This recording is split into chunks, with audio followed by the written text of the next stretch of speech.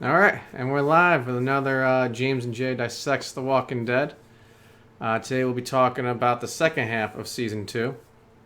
Once again, rewatching this, I was pleasantly surprised.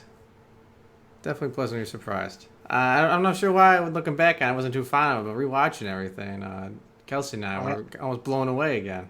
Hey man, I convinced two people that did not like season two Yep. to basically rewatch it, and they literally said the same thing that you said. It's like watching it all over again, and it's a brand new season to them. So they were pretty happy with rewatching it, and I guess that it's almost as if they missed these characters and missed some of the things that the producers were saying. So when they rewatched it and they listened to the podcast, they Mm-hmm. were like, "Hey, man, this makes it that much more interesting." So, you know, it gets exciting after the first half. After they find Sophia, it really doesn't slow down after that. Like I look back, like you said, I look back at it, and I think it had a lot of action packed episodes, man. It There definitely was did. only a couple of filler episodes, to be honest with you. And Only a couple. yep, and it was a shorter half too. Yeah, it was. So you only had So, 8 through what was it, 13? So 13. Yep, six so 6 episodes in episodes. the back end. Yep. Yep. And we start off with Nebraska, man. Yeah, And yeah. this starts off basically we're continuing the first part. We're now into the second part, as Jay said. For those of you who watched last week, we actually uh, got the show on schedule for Monday, which is a win. But we're picking up right where we left off, and the gang opened up Herschel's barn and decimated his Walker family. And it ended with Rick putting down Sophia.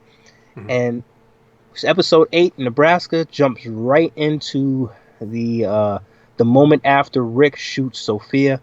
Um, and is basically bringing to a head the confrontation of Rick and Shane. And the rest of the group is starting to become weary of Shane and his emotions and his outbursts. So Nebraska, it jumps right back into it. And what did you think about this first episode coming back, the mid-season premiere? I liked it. It showed definitely Herschel again, just taking a step back. Shock a little bit, Yeah. losing his family really to him for the first time because he's still attached to him. Hmm. Um, and like you said, it's coming to a head between Shane and Rick. There's only gonna be room for one of those two alpha dogs. Alpha So, dogs, man, fighting it out. yep. And this is basically when Herschel accepts that these are no longer people and there's no hope. This is the beginning of Herschel understanding that these are not people who are sick.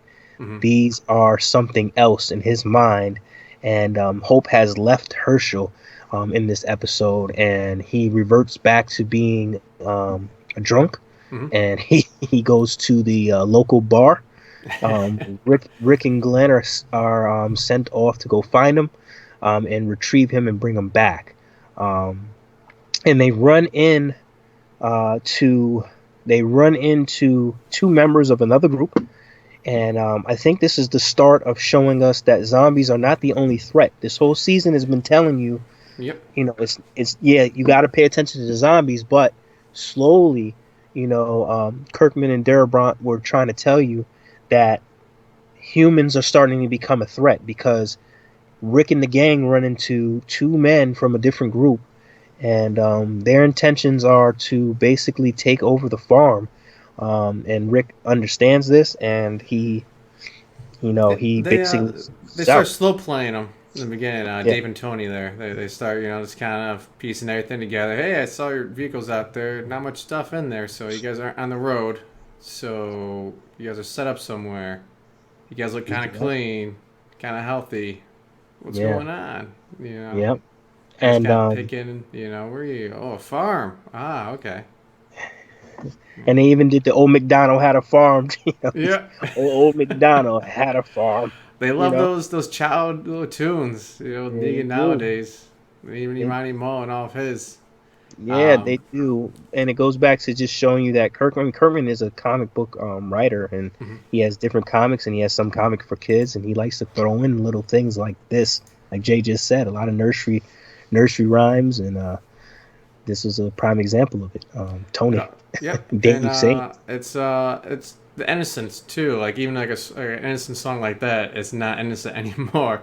yep. Here are these two men, you know, basically is kind of playing with them a little bit, saying, "Oh, I know who you guys are. Let's see how this rolls out. See how this plays out here." And so at the end of the episode, Rick, and we're gonna do something a little bit different because I got a question, and it Yeah. was this we were these two Dave and Tony part of the governor's Woodbury or Negan's saviors? And I'm gonna go out on a limb and say neither, because the governor's group was more uniform. They were more. They took shelter in Woodbury, and they were almost colonized. They Hmm. were better off. And Negan's group, they're much more dangerous, and they seem to run in bigger packs. And they were way in Way up Virginia. north. Yeah. So I don't think that they were part of this group because they didn't scavenge that far out. Negan's group kind of stayed close to Alexandria area, the Hilltop Kingdom, whatever that radius is. They stayed within that area, and I think they Hmm. explained that in season 7 when they didn't even venture to the ocean side to those gals on the ocean side. Negan's group kind of stays in the radius, and they don't have to really travel too far because they have these deals with these communities giving them supplies. So I think that Dave and Tony were part of another group, another Marauder type of group, ragtag group, and they were just trying to survive. They weren't as uniform. Um, as they weren't as organized as Woodbury or the Savior. So this was a different group. Again, this is just showing Kirkman and Dara Brunt were trying to show you Hmm. that humans are becoming a threat. So that was a good question that we had, but I'm gonna go out and say that this was not the same group. This was a totally different group. It was just a tease to Rick of the enemies are gonna get stronger as he comes, Yeah. as he gets further into his adventure. So They needed uh, something small. They couldn't take on an organized group, mass of a dozen or more people. This is scavenge like James been saying. Just yeah, was there about 6 men out there? 6 men. Part of the scavenging crew, and there could have been a large group. But They even were part. so, Daryl said that, and when Daryl questioned, we'll get into that actually. Daryl questioned one of the members as we get further into the show. hmm, He said that there's 20 or 30 of them, and yeah, Woodbury was 70, 80 people, and the Saviors obviously have well over 300 soldiers. So this was just a collection of survivors, marauders, about a couple of men, maybe some women and children, but they weren't as organized. They were all over the place as you see there. They had two men went into a local bar without any backup. Negan's group would have never done that, and the governor's group wouldn't have done that either. They would have made sure that they had enough firepower and soldiers yeah. to Just wait for them to scavenge. come out. Eventually, they had to come out. Or Yep, lead the zombies in after them. They would have yep. played smart. So then we go straight into Triggerfinger, which was the Hmm. next episode, and this was the aftermath of Rick shooting the men, and a big hint to what Jenner said was shown in in the episode before. Rick had shot both of the Dave and Tony, but he made sure he shot both of them in the head. They were already dead, and Rick made sure he did the double tap for Zombieland fans. He did the double tap move, and he went and shot Tony in the head. So he has he has what Jenner has told him deep in thought when he's doing that. He it was methodical move by him. He didn't just do this for shits and giggles just to waste bullets. Rick is starting to understand what Jenner is saying, and this is the first time that he kind of has to take a step back and say, if Jenner's right, I have to make sure that these guys aren't a threat. So, Yep, we and look. you see from like, the point of view too of for which one it was, either Dave or Tony, the heavier guy there, where you see Rick kind of shoot him, and kind of like tilt his head, think about it for a second, like Yeah, hey, just in case, I'm not sure, I'm not 100% about this, but just in case, I want to make sure this guy is not gonna get up. Justin, and he also shot, and of course they showed the headshot on Dave Hmm. behind the bar. And they did this on purpose. And then as we know, we go into the next episode. This is when the rest of the group comes along. Three more men come, and one of them, he's a kid, and he's a is essential part of the rest of the storyline. But three men come and investigate the gunshots, and Rick tells them, "Hey, look, we had to take out your friends. Let's just move on." And these guys, again, they're not disciplined. They're totally aggressive, and they start shooting at Rick, Glenn, and Herschel. This is a near death for Glenn in this episode as well. So Yep. I think the tally is up to 4. So um, this also showed Shane's unraveling a little bit more. It showed how Shane, we talked about it last week, Shane is manipulative. Shane has Hmm. developed a lie to Lori. Now he comes out, and I explained this last week. Shane is a liar. He's a manipulator. He's going to lie to get his way. And this is the first time. This is the second time he's lied, but this is the first time he's directly lied to Lori, um, just to make sure she's safe. And it's kind of foretelling what's going to happen.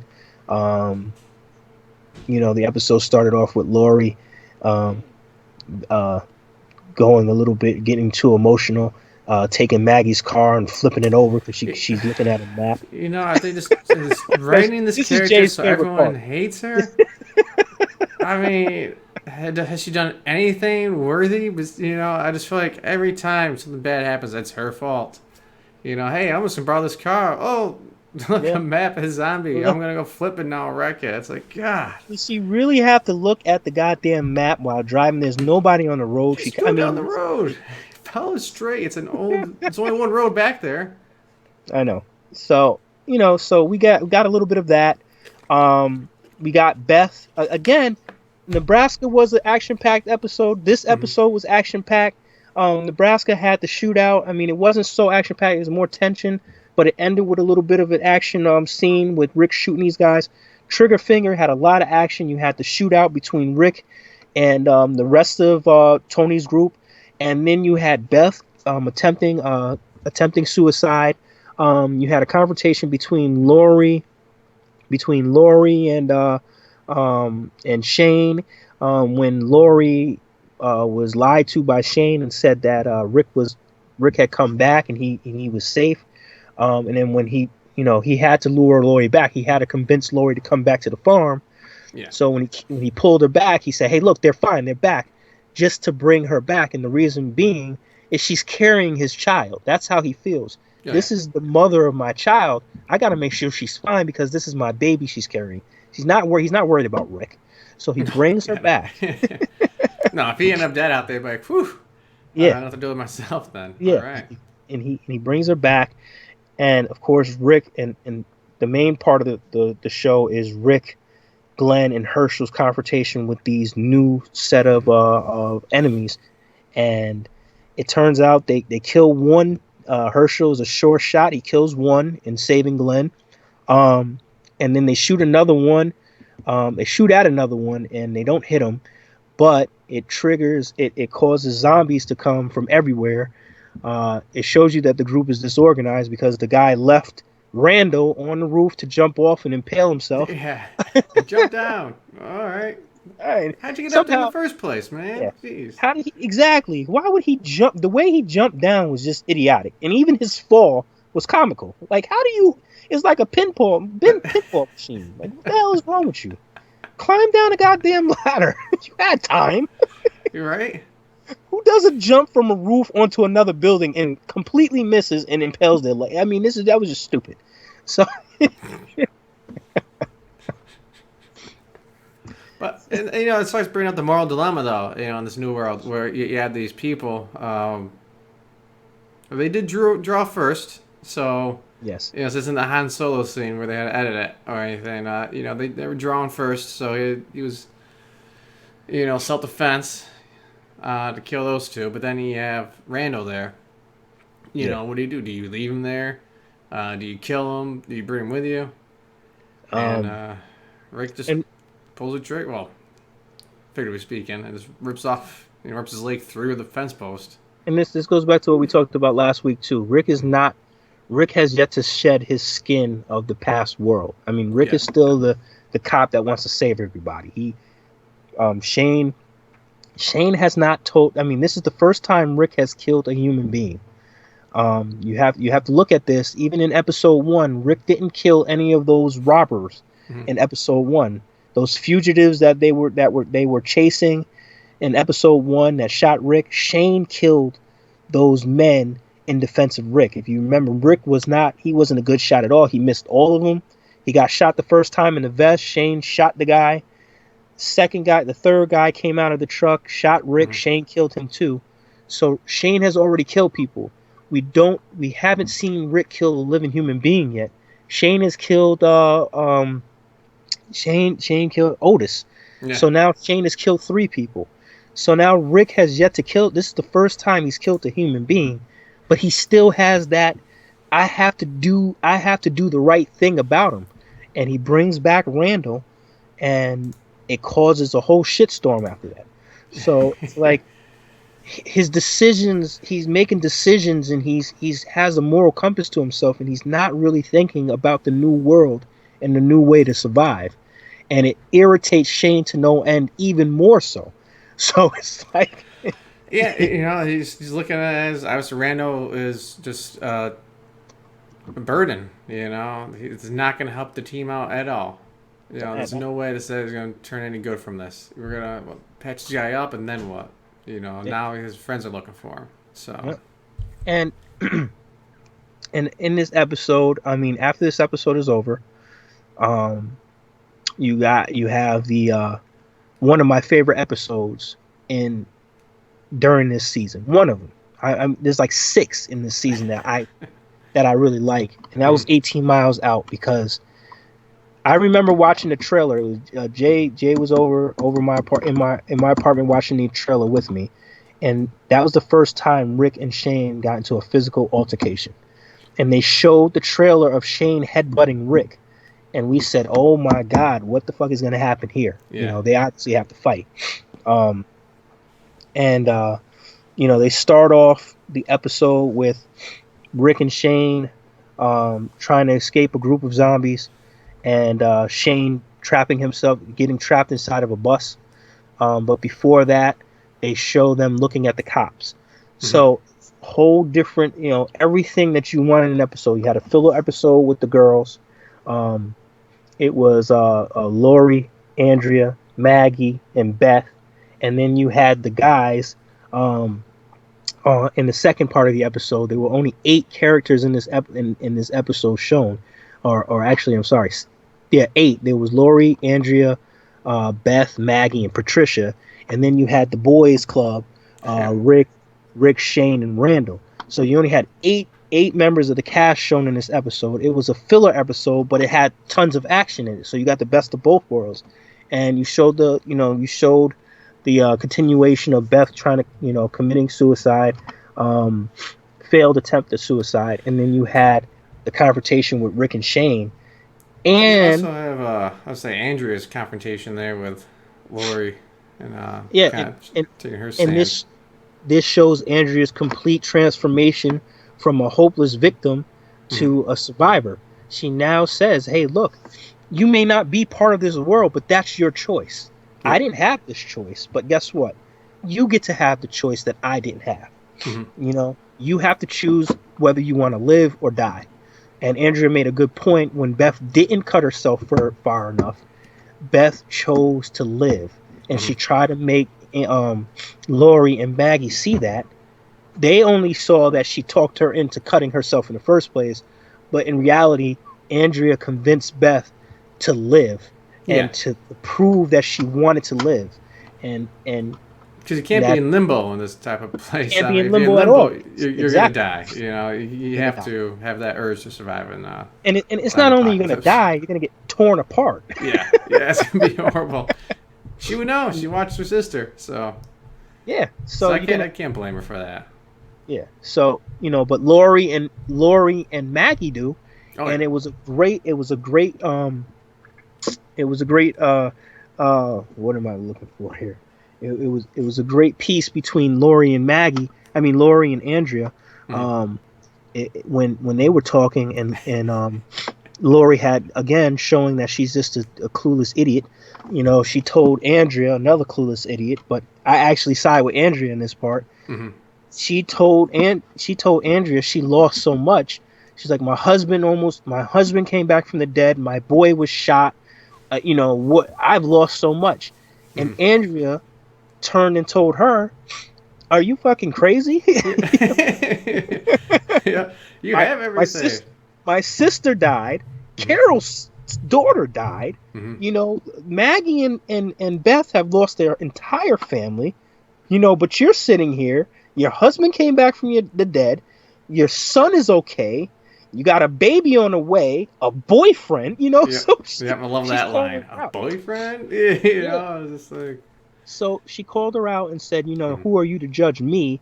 And you can't tell me about loss when you really haven't lost anything. In fact, you're gaining additional things. You Yeah. got your husband back. You got your son back. You got your baby on the way. You have a boyfriend, a backup plan. Yep. Plan And B.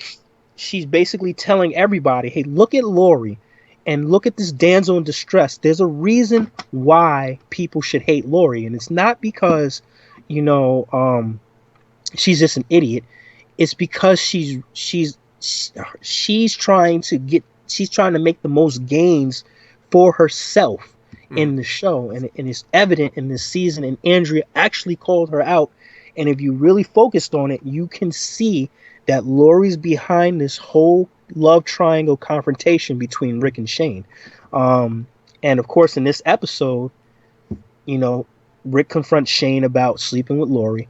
He confronts Shane about killing Otis, Mhm. and when he makes the decision to uh, when they make the decision to leave Randall behind, Randall, you know, all of a sudden he shouts out, "I went to school with Maggie." So now Shane wants to kill Randall. Yeah. Oh yeah. So, He was like, "What did you say? What what did did you you just say? say, So, Maggie? so Son of he a bitch." knows that Randall knows where these people are, and Mhm. if he even makes it back to his camp, you got 30 soldiers coming to fight. Yeah. And again, this is just a teaser of what's to come in the future for Rick and the group. It's not the zombies you really want to worry about. Obviously, they are, but it's people. They're the biggest threat, Oh yeah. and that caused them to fight. It caused the epic line of Shane saying, "I don't think you could keep your family safe," Mhm. and that caused a huge head-to-head battle in which Rick out muscled Shane, beat him up, You know, and you don't look it, but he's scrappy. All right. he's He's scrappy, man. scrappy. You can't judge a book by its cover. Everybody likes Shane and his man titties. It's because he got man titties and stuff doesn't mean anything. They don't mean anything. Those things just jump around and don't do nothing. Okay, you gotta be able to fight. Okay, so Now, one thing, they use this technique where they cut themselves and the blood on like the fence and the inside the door, and the zombies are attracted to it. mhm. Now, that's not used another time. Why is that? Do you think they got cut away from that? Like that doesn't make any sense, or what? I mean, I think cutting yourself too in a zombie apocalypse seems a little careless with all the infection going around. Um, That was the second time they did that, mhm. and I think that they came back to when T Dog cut his arm, Mhm. and he bled, and the zombies can go by smell. I think that they wanted to show you that the survivors know that the zombies are attracted to their blood scent. Okay, so um, when T Dog got cut, Daryl masked his scent with the walker. Mhm. Um, So when Shane cuts his hand, um, and remember Rick did it first, Yeah, and he put the blood on the fence. for the And, police. Yeah. yeah, and I think that they're just trying to show you in this season, hey, look, the zombies are attracted to our blood, Mhm. and they actually show this in future seasons as well. Season 3, they show it with Michonne. We'll get into that next season, but I'm just gonna the one instance when Michonne had blood on her hand, had the cut, and she had her hand on a fence. The zombie smelled her hand, and realized that Michonne was a living person. So it's they use it sparingly, Yeah. but I think they used it a lot more in this season because it's the reveal. It's the reveal that this is how you're gonna beat these things. Um, and you know, it led to a big moment where um, Rick and Shane saw the police officers that didn't have bites on them. Yeah. And this. I mean, people say that this season was boring, but just in this episode alone, you got a confrontation between a filler episode with a confrontation between Andrea and Lori, the alpha females. Hmm. Um, you have a suicide. You have an attempted suicide.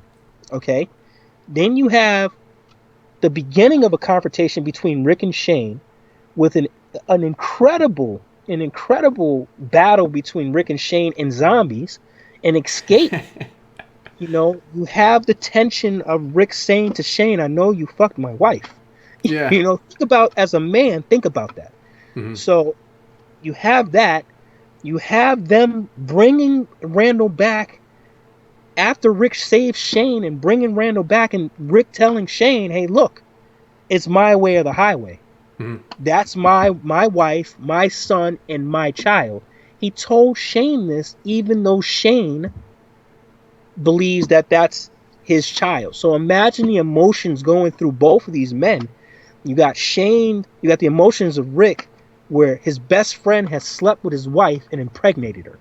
And you have Shane, where he slept with his best friend's wife when he thought he was dead, and now she's pregnant with his child, and he has to swallow the fact that Rick is taking claim to his baby. This is Yeah. crazy. Yeah. So it's intense, and it's full of tension. And this episode alone, like I said, this was one of my favorite episodes of the season, and it should have drawn you in. If you were getting bored for some reason with this season, this episode should draw you in because it gets worse, and it gets more intense, and gets you get excited talking about it because it's just it's just like the emotions, the action, the drama, everything is all mashed into one in this one episode. And And talk about the baby. I mean, that maybe Shane's not that bad of a guy. Maybe he has this friend who's a little psycho. He's trying to dictate over here, telling him exactly what he needs to do to fall in line. But he just wants to have his kid. You and know. here go, and you know what, I agree with that, but here goes a big thing that people might have missed with this episode. And Jay, you pointed this out. We talked about this when it's 6 years ago almost. Yeah. Shane explained the zombie apocalypse, how it started. Hmm. Shane said to Rick in his explanation why he slept with Lori, he said, "Hey, look, man, it started off with a couple of strange stories. You hear a couple of things on the news, and then it just happened so quick, Hmm. and he didn't know what to do, and he couldn't finish because Rick wouldn't let him. But he basically told you exactly the horror of what the zombie apocalypse, how it started. Yeah. So in about a paragraph, he told you it was a few strange stories on the news, and it just boom happened that quick. So you get that foreboding feeling, and you get that sense of doom that these people he actually just told you how real this apocalypse was to them and how fast Yeah. everything went to shit. They didn't just wake So up into it. They had to no, get it quick and dirty. yep, and and So. and he talked about them bombing Atlanta, and you could feel the emotion in his voice when he said, "Hey, look, man, I thought you were dead. Mm. I never thought of, and this, I'm going to get into this at the end. Where, he said to him, I never looked at her that way before, but I Yeah. think that was a lie. I think that was a lie. So, we'll get into that at the end. Um, the next episode was Judge, Jury, and Executioner. Well, there This was was just before jumping to that, there was one scene on the way back. Well, I think it was on the way there, on the way back. You pointed out, I think, when we first originally watched it, like I said, it's quite a few years ago now. Whereas the zombie or the walker is out in the field by Yep, himself. and Shane's looking at him and seen himself as the zombie. Yeah, That's true. he sees And himself out there just as a loner. He's like all alone out there, and he's and just and that like, was a great metaphor. mm-hmm. Just to see that this and that actually, when he saw himself as a walker, it foretold his fate. Yeah, So just to see Shane looking out in the field in that great song by Wyatt Oak, um, Civilian, um, that song encompassed the whole season. That was the theme song for the season. That's one of the questions we'll get to at the end. mm-hmm. But just that song mashed up with that scene where Shane is looking at that zombie and saying to himself, God damn, I know how he feels. Yeah, And he's just a wandering soul at this point. So you're absolutely right. I mean, this is nostalgia for us because it's like I'm looking back at 6 years. I mean, we had these conversations with each other, and now we're sharing it with you guys. This is what we talked about in the apartment. It's crazy. yeah. So 6 years later, we still have the excitement in us to watch it, and then to still talk about it and watch it again and say, hey man, it's bringing back, watching it for the first time and being blown away, Mm-hmm. and still having that feeling, 6 years later, 5 years later, whatever. But um, next episode is Judge, Jury, and Executioner. Yep. Slow episode, but it came with one of the biggest surprises of the season. Um, Rick and Shane finally agree that they have to kill Randall, Yep. and the voice of reason and a trending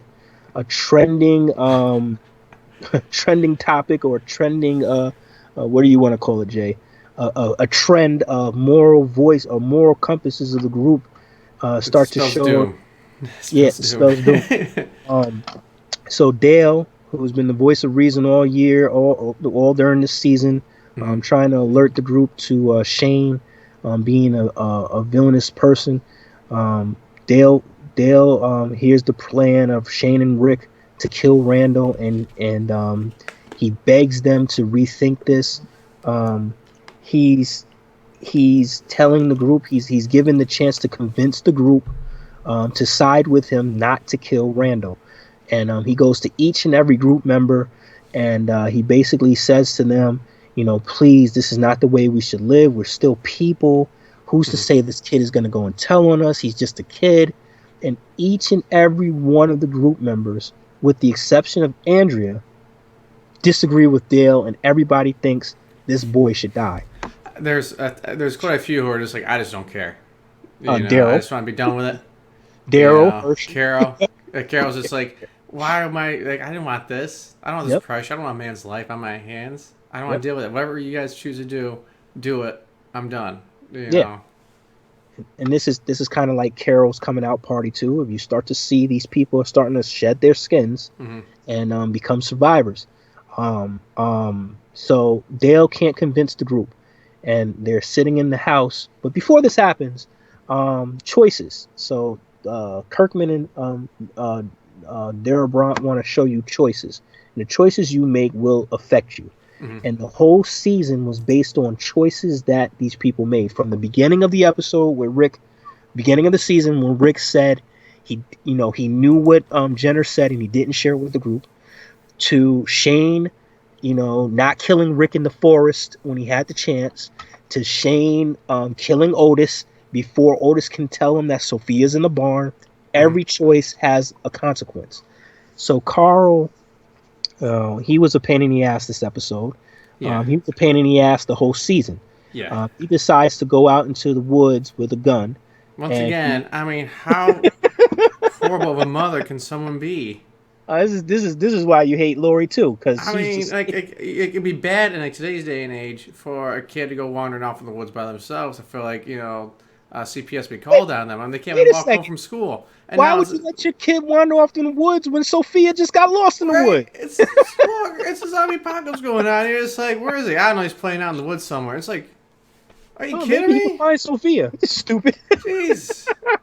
I'm like, all right, here's a leash. We're gonna chain you up. You know why? Because you're a dumb kid, and Oh my god. at least be alive, or lock him in this room, something, or watch him. What are you doing?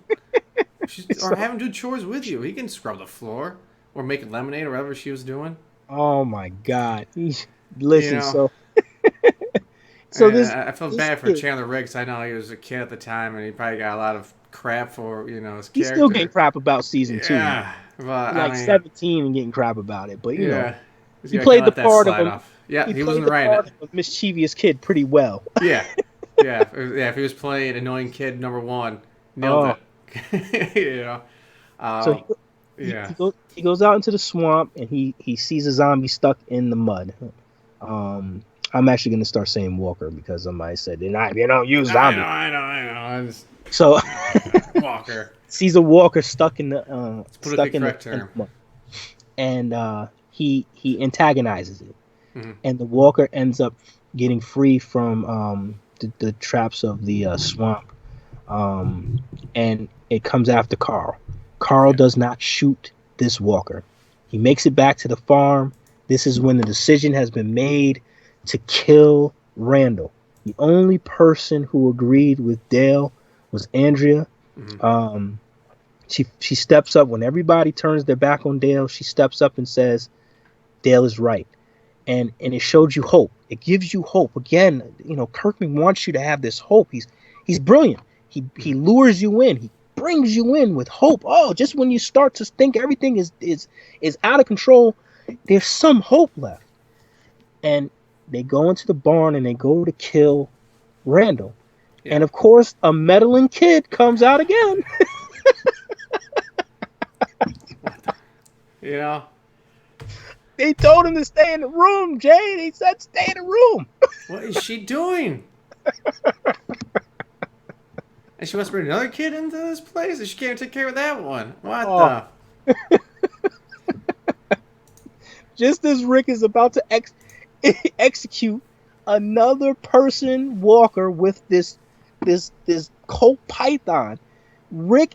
This is the theme of Walking Dead: is Rick with that damn Colt Python Yeah. blowing somebody's head off. Just as he's ready to pull the Jeez. trick, And poor Randall, this poor kid. He's I probably bet you- 17 years old or something like that, Listen, peeing man, himself there and hasn't- everything. I bet you he Oh. peed and shit on himself more than anybody in the world at that time. There's no Yeah. way he didn't mess himself in that moment, because shit would have been everywhere. I'm telling you right now. They ready to come on, Right. man. Do you have any last words? Oh, great. Yeah. Before we eat supper? Is that what you're asking me? No. Oh, that poor kid. I mean, So- before he gets beat up, he gets tortured by, Shane and Daryl. Oh. He gets dragged out someplace. He survives being attacked by a zombie. They're like, yeah, guys, look, I helped you out. We're on the same team. Yeah. Locked back up, blindfold on. Shit. And All right, we're then- going to kill you now. It's just like, almost like getting like blue balls. Where it's like, nope, not yet. Not yet. Oh, my God. So Carl comes in and interrupts the execution. Mhm. Rick has a moment again. Rick has this moment of truth. He has this moral. He has a moral dilemma again. His conscience is telling him he can't do this. Dale is Yeah. right. So they decide not to kill Randall I think again. It's, he can live with it, but his son being Yes. privy to it, could he survive it? And that was know. the moral dilemma he had, was this world is consuming his son and turning his son cold, as Lori told him earlier. His son was growing cold. And by Carl telling Rick to kill Randall showed that his son was slowly turning cold and turning into something that Rick never wanted to see his son turn into. And that's just an emotionless human being. He's no longer a child.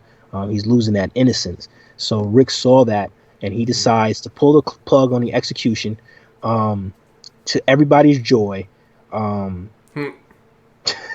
Yeah, especially and when Shane. Shane loved that. I was like, whoo, yeah, I hate to kill another human. so when they go back to the farm and say they couldn't do it, the one person who they want to tell that they decided not to kill Randall is off on his own, walking in the middle of the night in a farm in the dark, and he gets attacked by the zombie Carl did not Mm. kill.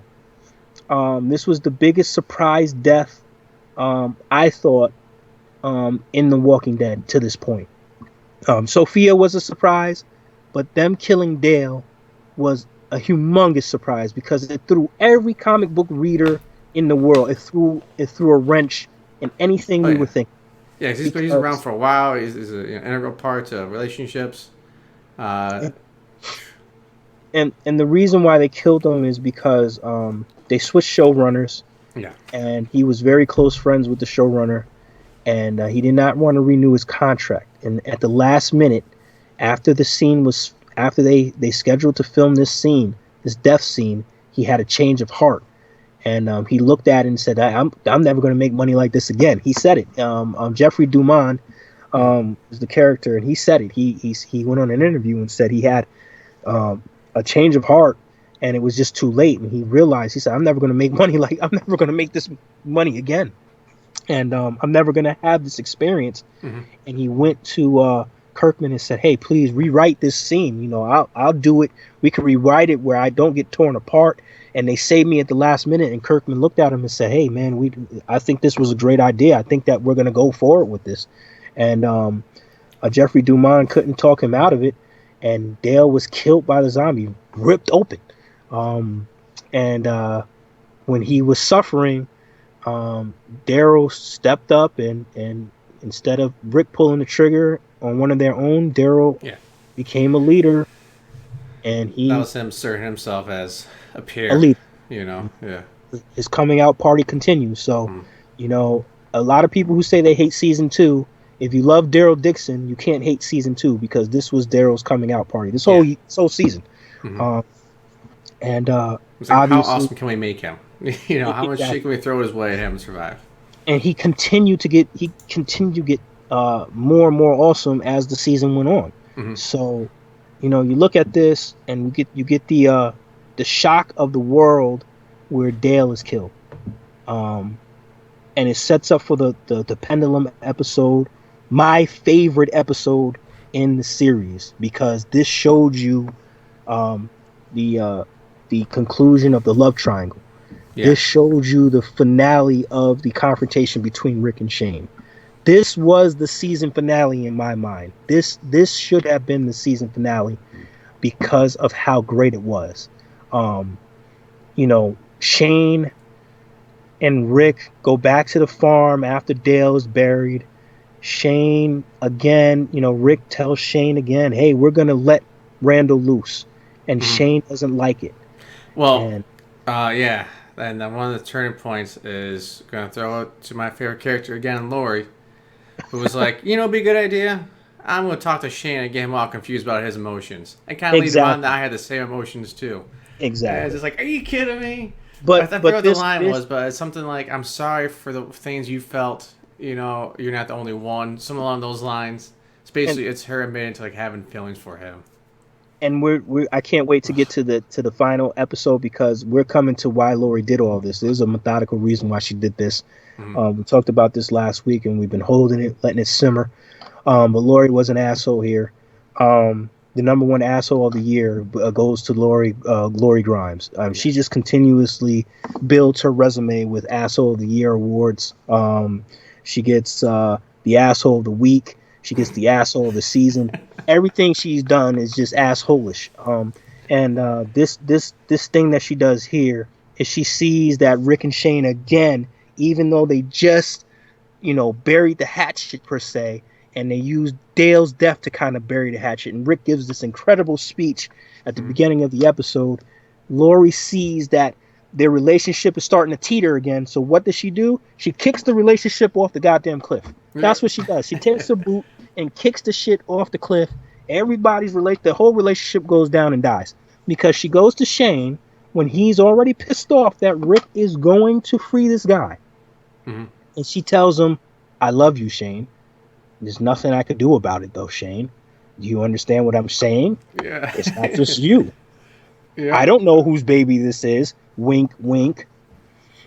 I mean, I remember us in the woods. Wink, wink. Shane, do you?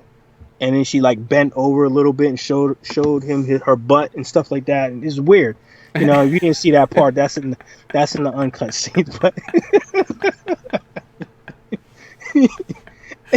so, you know, of course, now Shane is sitting up here, and he's absorbing this. He's taking this all in, and they had a. I mean, you know, John Bernthal is such a great actor. You could feel the emotion in this. You could see his face just filled with emotion, and he held his breath the whole time Laurie was speaking. And at the end, he you know, he just exhales, and you can hear it. He goes, like you can hear it, and it was like, how intense was that? And this turned Shane completely into the way he knows what needs to be done now. I have to kill this man because I love this woman and she should be mine. I have her child, you know, or she has my child inside of her.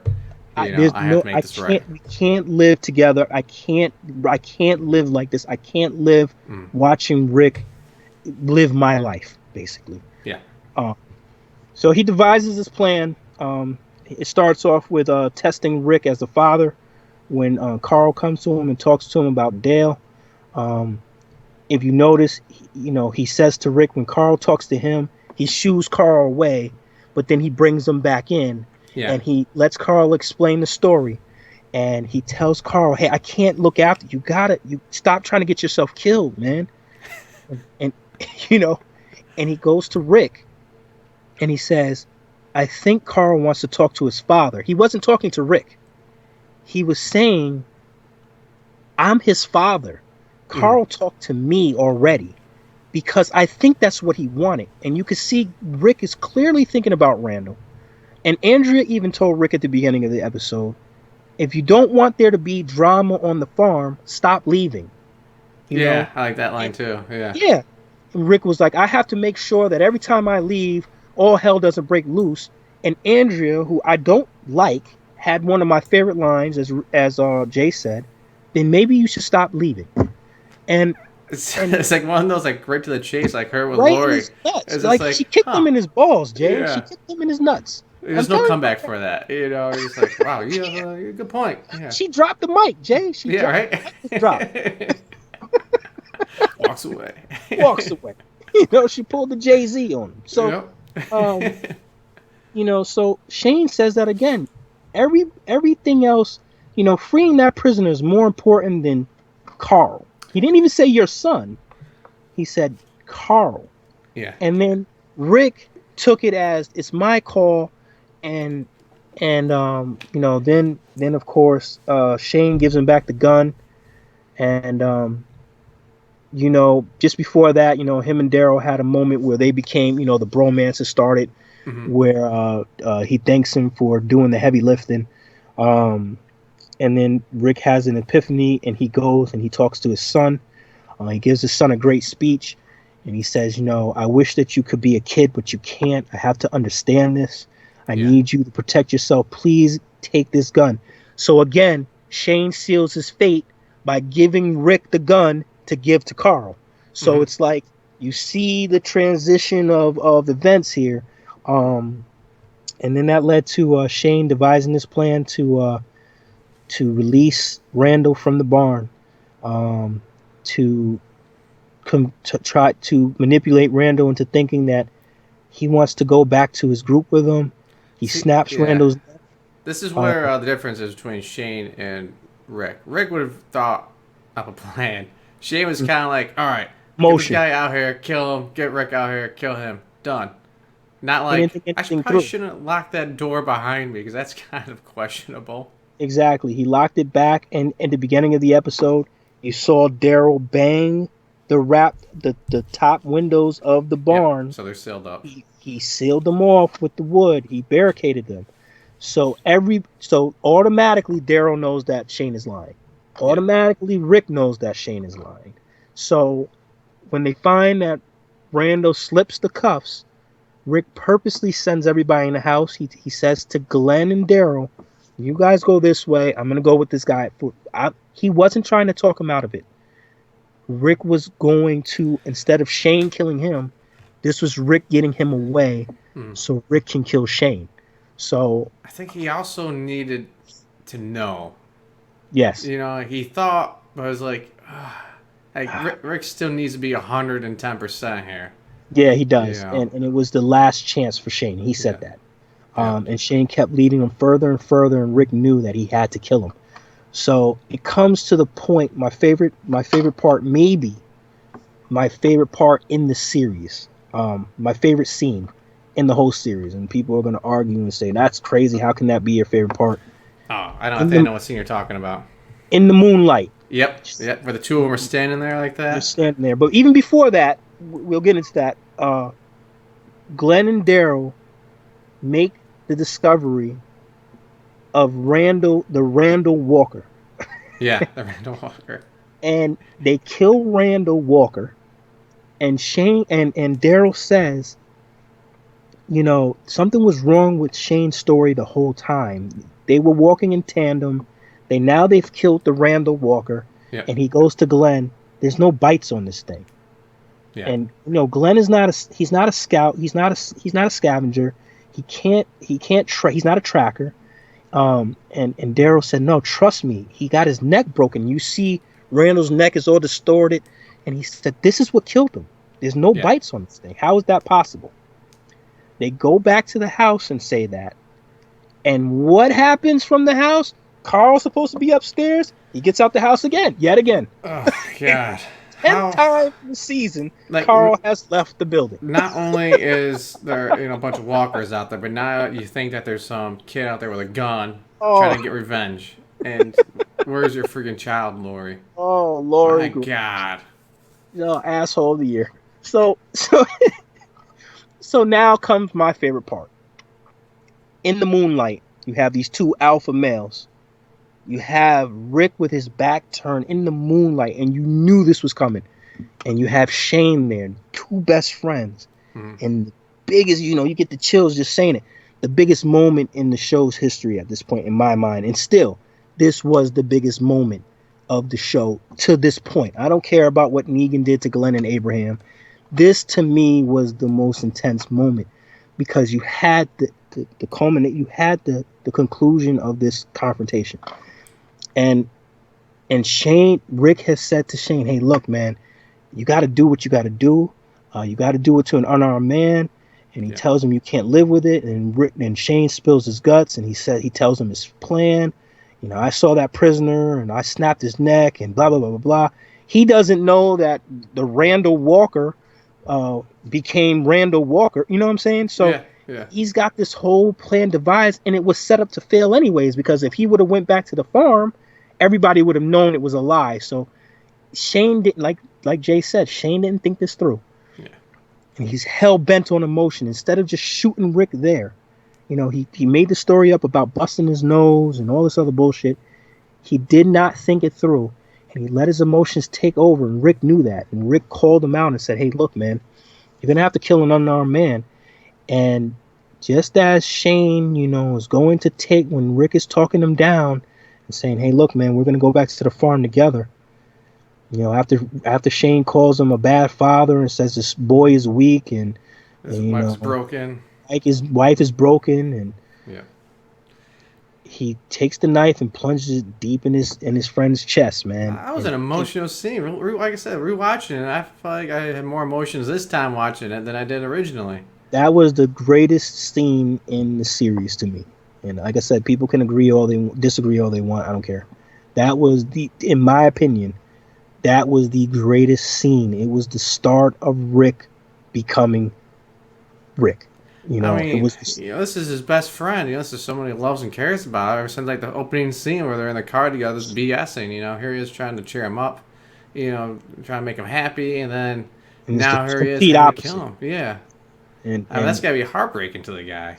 It is, and he killed him, And then you saw the first time since Jim, when he was transforming into a zombie.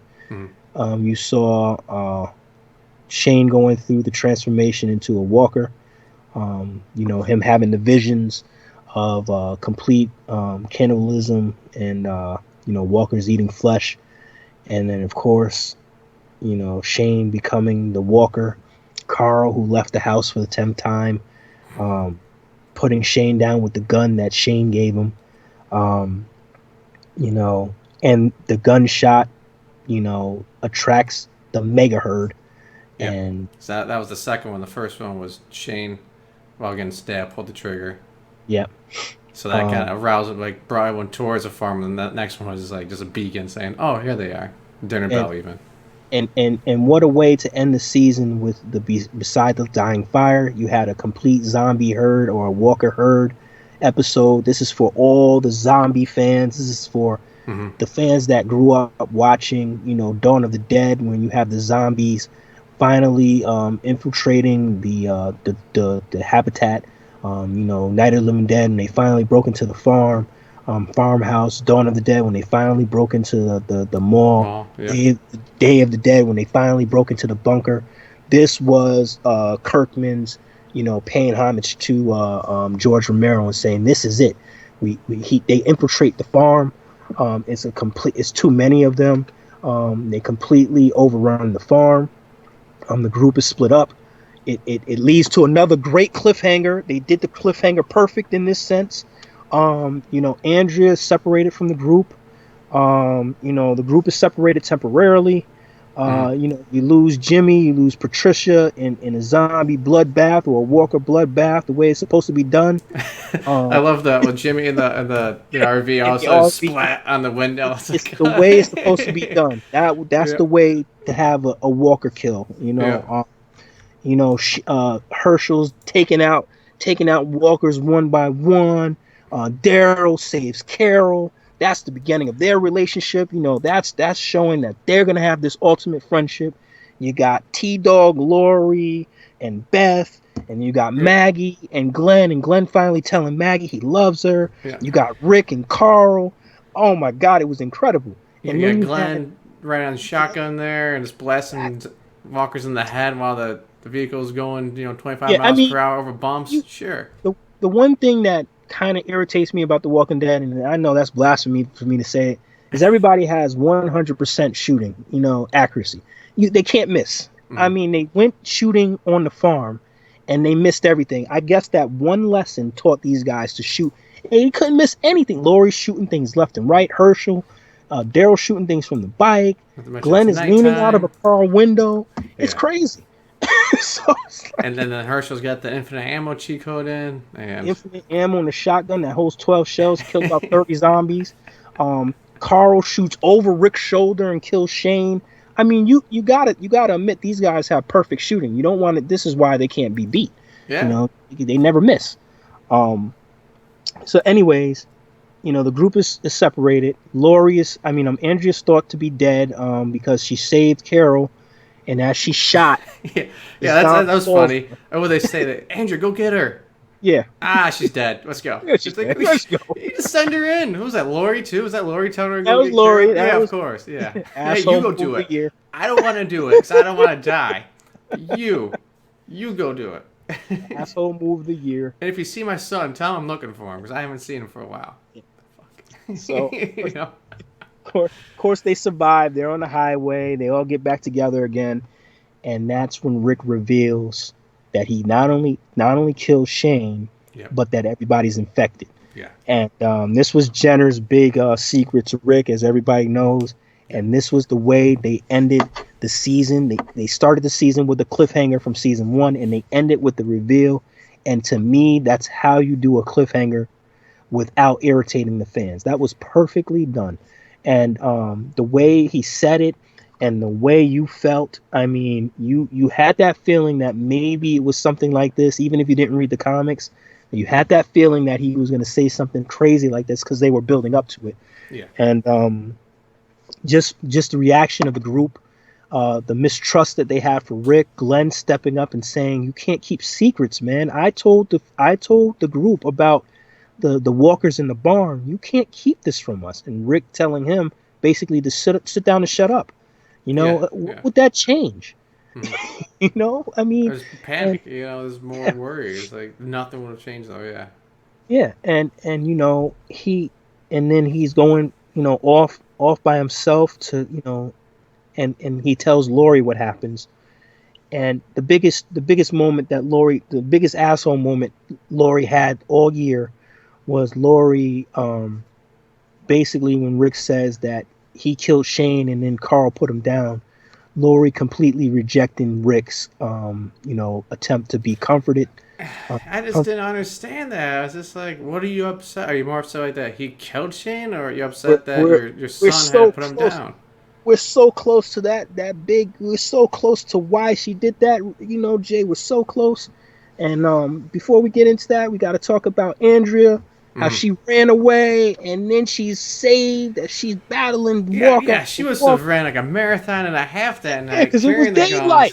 guns. Yeah, She yeah. infinite stamina cheat code. Like Yep. she could run 2 marathons. I mean, she ran I mean, through the night. mega Yeah. marathon. I mean, Jeez. come on. She had to be running for about four or And five hours. it was getting closer to winter, so it was longer Yeah, nights. yeah. And the sun So just set when they were looking for Randall. yeah. Damn.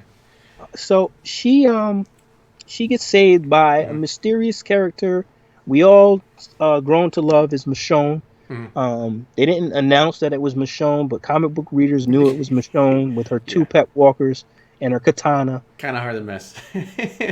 That was a great clip. That was a great, this is a cliffhanger because now we have a story about what happened to Andrea. Mm-hmm. Uh, we'll save that for next week for season 3, and Yeah. that's incredible. And then of course it ended with the group at the campfire, beside the dying fire. The campfire was dying out and it was cold, and Rick told the group, "I killed my best friend for you people. Mm-hmm. This is no longer a democracy." He became the Rictator. He Mm-hmm. told the group, "If you don't like it, there's the door. Yeah, because everyone's Let's see how bitching over you do here. without me." Maggie's complaining over there. Carol's Carol's complaining. complaining, and Herschel's got his back though. the only one that really had his back was Daryl, because he Daryl said, too. "No, Rick is all right by me." Mm-hmm. And he basically makes Carl cry, after saying that he killed his best friend, and then we do a pan out shot to show you what's coming in season 3, the prison. So And that was what a well done. That was that awesome. was a great. I mean, the season was to me. If you don't like the season after rewatching, like I said before, you're just finding things not to like about the show, and that's fine. And I You get have you don't like some of the twists where it's like, well, we yeah, have to do this, so let's put Carl in a shitty yeah, position because his mom's dumb. I yeah. understand that. But this season was very complete, man. Mhm. Just watch it over. I mean, listen to this podcast, and watch that season over. It's on Netflix. 99% of the world has Netflix. If you don't have Netflix, it's $9 a year. Or go get the Blu-ray DVD. Yep. But watch the season over. And then if you still don't like it, you still think it's boring. There's other shows for you to watch. Because you could have. I would I say if mean, you still find it bored, it's, let us it's, know. it's, Explain to it, us how you can find this I boring. Or can't. I try, and I understood, and I listened to people say it Mhm. sucked, and season 7 was terrible, like season 2, and I said to myself, season 2 probably was slow, and then I watched it and I said, how the hell is this slow? And Yeah. it's like, what? How is this a slow season? I mean, I mean, just take the last 3 episodes. You have Dale dying, you have Shane dying, and you have a giant zombie with a walker hurt. herd. I You mean, have Patricia and Jimmy dying. You had, in the episode before that, you had Rick and Shane fighting and mhm. escaping a school full of zombies. I mean, what the hell? I mean, it was just to me, they did have filler episodes, but not many. And They were like within an episode, like the Beth, suicide thought that wasn't even a full episode though. I feel like in season 7 that had been dragged out to an that episode would and have a been dragged half. out to an hour and a half You know. episode. Everybody would have hated it. Yep. So, but basically, this whole season showed the first enemy of Rick Grimes was Jenner. And Mm. Jenner, it was almost like, okay, this is a practice run. I'm going to let you off the hook, you know. Yeah. And Jenner was his first real threat, not the Walkers. He conquered that. It was Jenner. The second season was Shane and the Herd. So now Rick has two adversaries, and the whole season showed you this confrontation and this love triangle. And it took me a while. It took me a couple of times watching season two Yeah. to figure out that Lori orchestrated this whole thing from the start. Um, this all started in season one when Lori told Shane not to go around her son, and then changed it up. And she was conflicted. She told Shane, "You crushed him," after telling him Yeah. not to be around my son. Yeah. This showed that Lori didn't want to let go of Shane at this point. In the wild, in nature, a lioness or female animal will choose their mate based upon the strongest mate. So lions will fight it out, and with the right to procreate, the right to mate with the lioness. This is what Kirkman showed us in this whole season. Was Lori was setting these two alpha dogs to fight for her Mm. honor, and she did things purposely. She told Rick early in the season, Shane thinks I'm his. What are you going to do about it? She Yeah. told Shane, she agreed with Shane that, what are we doing? Rick is, Rick, why are we doing this, Rick? Why are you leaving? And basically, tells Rick, he's not wrong, and your son needs you here. But in essence, if you really listen to her, when she told Rick that time when um when Rick wanted to go out and look for Herschel, when Mm-hmm. she told Rick, "Your son needs you," Shane was standing there. So it's like she's given mixed messages, mixed signals on purpose. And throughout the season, even at the end, the last episode, the second to the last episode, when she told Shane how she felt, it was like, Shane, I love you too, but If things were different. there's a problem. And even Yeah. before, the conversation was, you even showed up, Rick, when you fixed our pipes. You know what I'm saying? Mm-hmm. And Shane was like, "That's Rick's fault for putting a rubber washer with a metal pipe."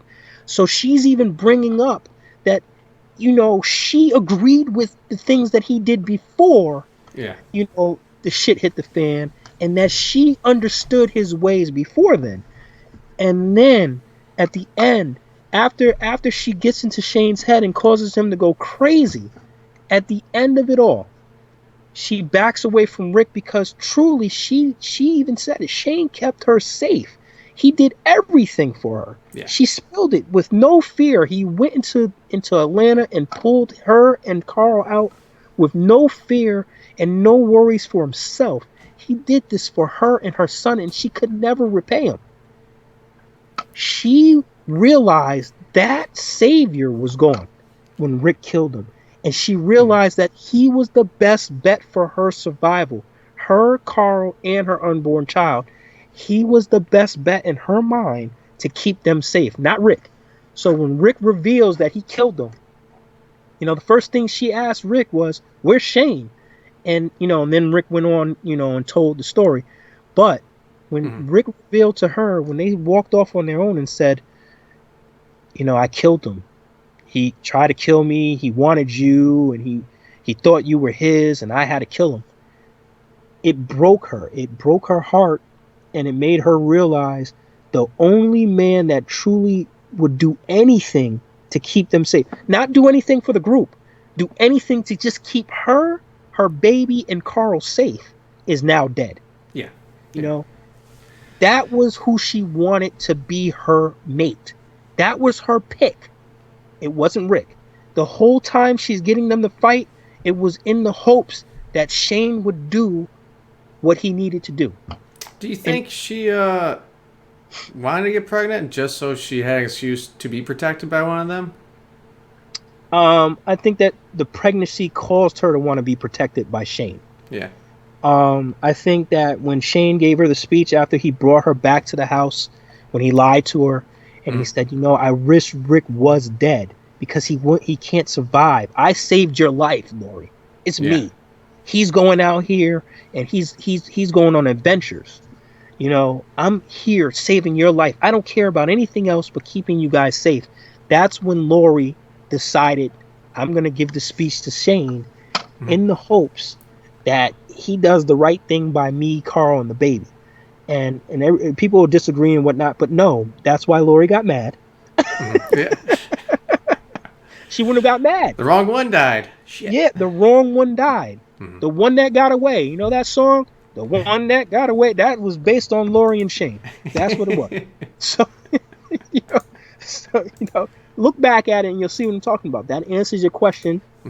That's why Lori was so pissed at Rick, because he lived. Yeah. And never got it back after that. He lived. And the person that did everything to keep her alive, time after time after time again, and even indirectly kept her husband alive, is now dead. So the thoughts that are going through her head now are, is Rick going to protect me, Carl, and the baby, or is he going to protect this group and put us on the back burner? Shane wouldn't have done that. Yeah, and even though Rick killed Shane, for the family and everybody else, you can see he still regrets it, Or Shane was like, yeah, I killed him because he threatened us. But you know what? He says to Lori, he compromised us. He didn't just say to Lori, he wanted to kill me. He had to add in, he compromised the group. And then he told the group, you see what he did to us. Yeah. It's still not about Lori and Carl, where Shane would have just said, I killed Rick because I wanted you. He would have just ended it right then and there. I don't care about these. Yeah. You can go. I've never cared about them. Yeah. Andrea and I had sex, and you know what? That bitch. I don't care about her. All right. You know what I'm saying? So, he didn't care, and Lori knew that, and Lori knew that her best chance of survival was Shane, and all the conversations that she had with Shane, you got to look back at them, look at her reactions to it, and Shane is always convincing the audience that Lori is supposed to be with him. That's his baby.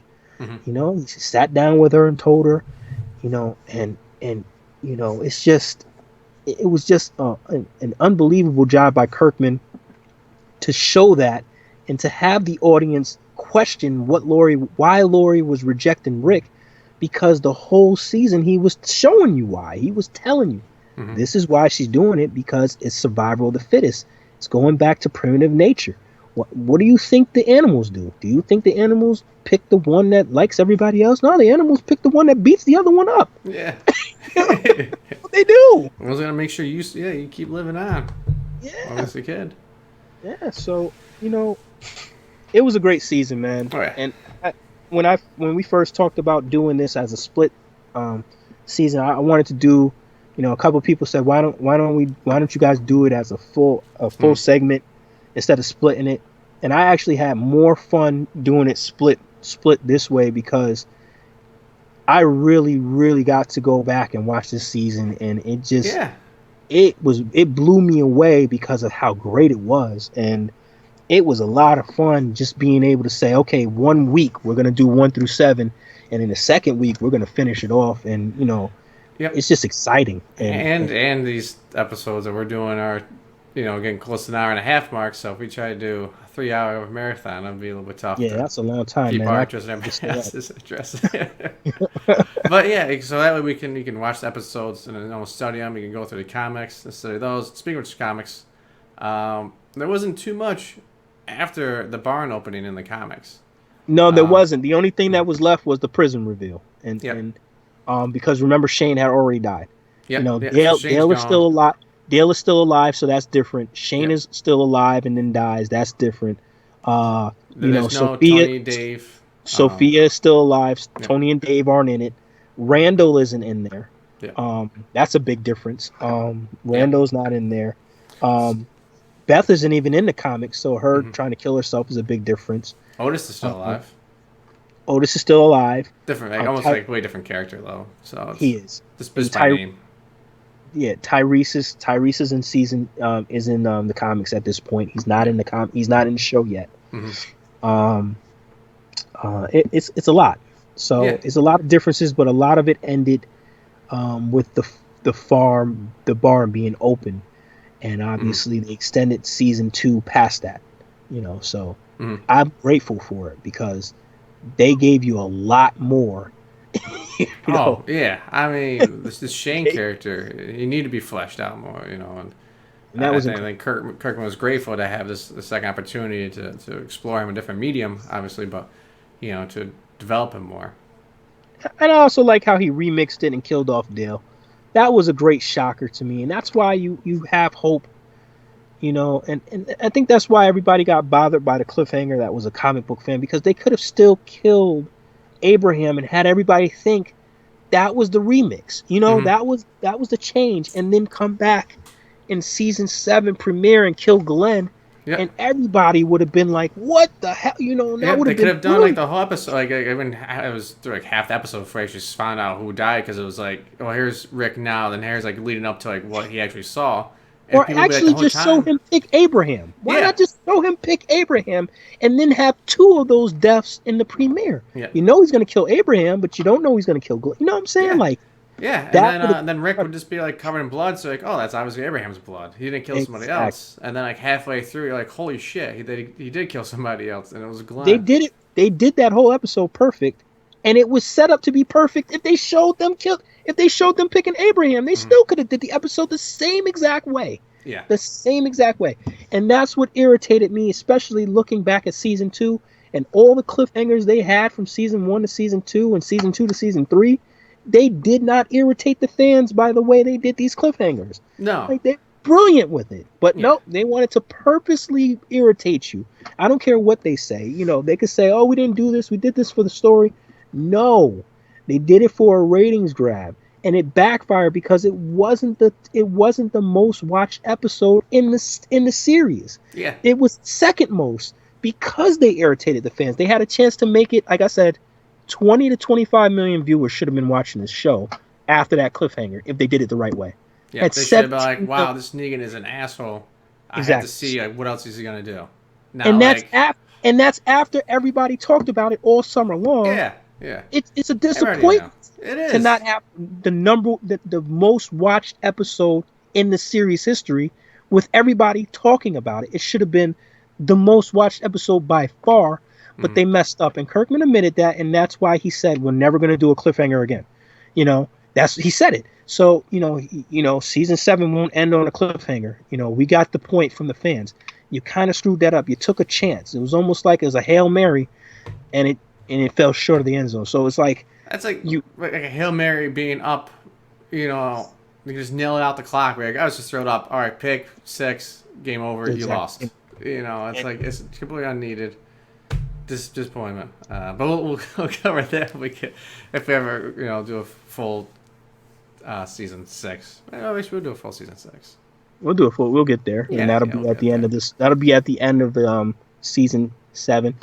During that break, during that break, the summertime, it'll give us. We'll have a lot more time. We'll do a lot more things, hopefully. But it was fun during this whole break to do 1 and 2, and of course we got 3 coming up. Yep. We'll get 3 in here.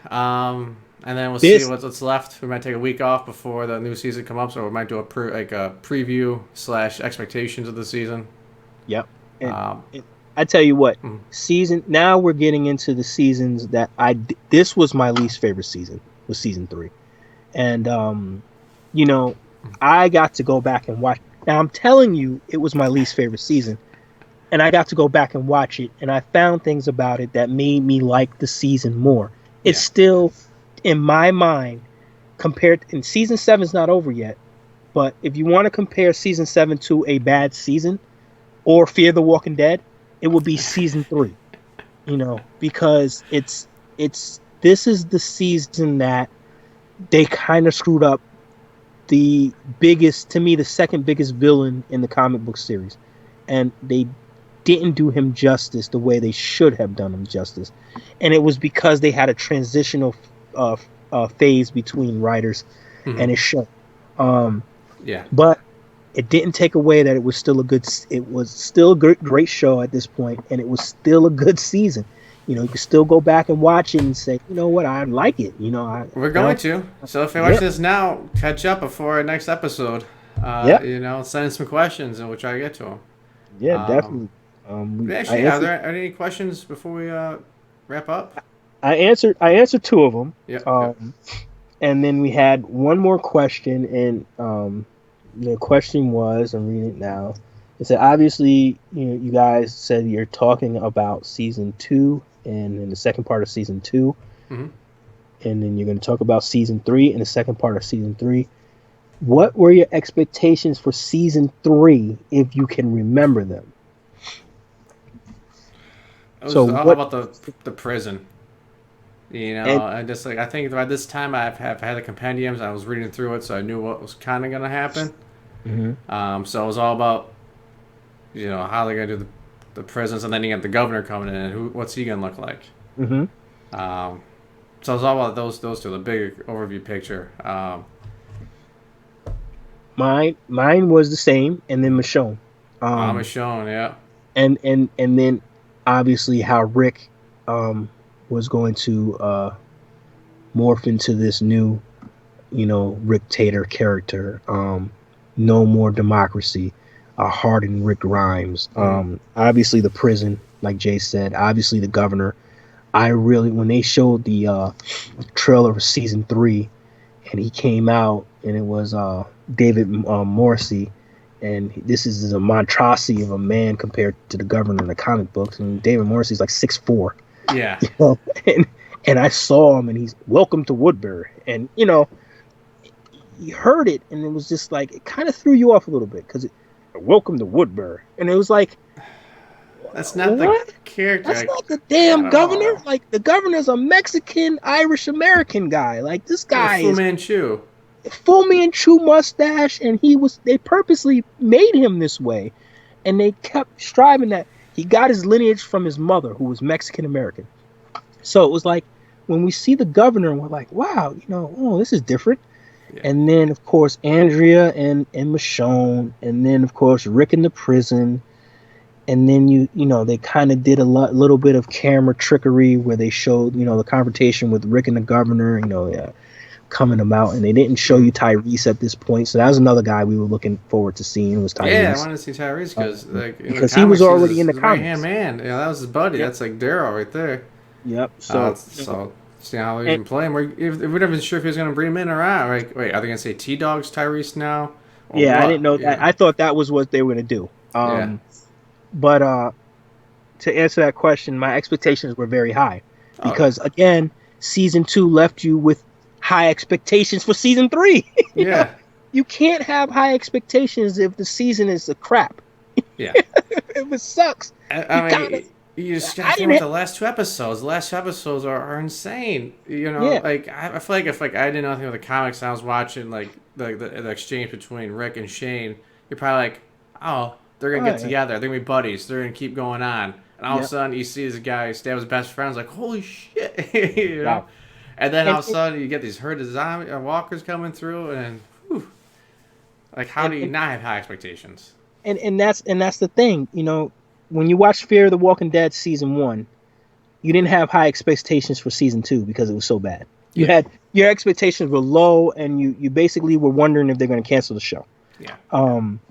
When you watch season 2, just like if you watch season 6, your expectations for season 3 and season 7 were off the charts. You expected it to be the best seasons you've ever seen because they set you up for just an epic start to something. And again, it all shows you. You come off like a Super Bowl team next year, you're going to make at least the playoffs, right? And sometimes you don't. Sometimes you're the Carolina Panthers or the Broncos, and you can't capture that magic again. It might be an okay team, but and that's what it is. And so you have this expectation. Mm-hmm. And I think season 3 is how we feel about season 7 because you had such a strong season of season 2 in my mind. You had such a Yeah. strong season and a big letdown because it didn't compare.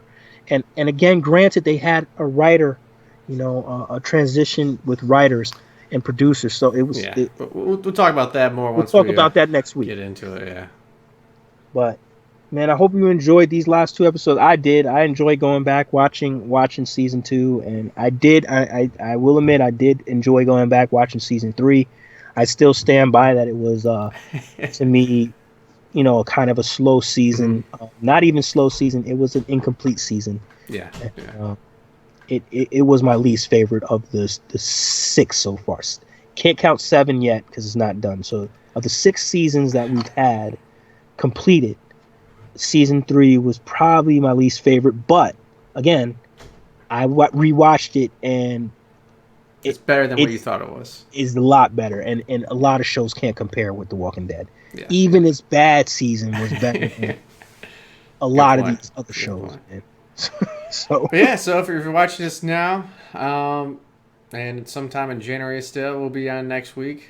Was that January 23rd? 23rd. So tune in. And before then, watch the first half of season 3. Take some notes, ask some questions. If you have the comics, flip through that part right when they infiltrate the prison there, and see how it compares. And James, have anything else to close out with? Again, thanks for the questions. We had a couple more. We're gonna keep them because we're gonna try to keep them as keep do only a few questions an episode because they get long winded. Yeah, we go on And some tangents sometimes. Yeah, we go on a little bit. I definitely do. I have it. I have problems with. I need intervention. So, but we appreciate the questions. We're gonna get to. I didn't expect to have so many questions. I get to them based upon I talk to some people I work with, so I talk to Yeah. them a lot. Some people from home are just give me a couple questions just to rib me. Um, so it's always fun, and we'll definitely get to them. And We might have hope, just like a Q&A session where it's just questions and answers. That way we can spend exactly, yeah, time on that's them. what we should do too. So that way we don't neglect anybody, and Yeah. but we do appreciate them, and thanks for watching as always, man. Keep the views coming. I really want to challenge people to get it to 100 views. We're steadily at 50, and I like it, but let's see if we could double it now. Come on, Yeah. let's do it. And if you can help out, charity is still American Foundation for Suicide Prevention. The links are below. What also helps out, just subscribe to us on YouTube, on Twitch. Click on the ads. Tell your friends. There's other ways you can do if you can't donate. Other than that, thanks for watching. Spread the word. Like it's a Walker virus. Should have some sort of fun way to track that, but maybe for that out later on down the road. There you go. But other than that, keep watching, and we'll see you guys next time. See you next week. Thanks.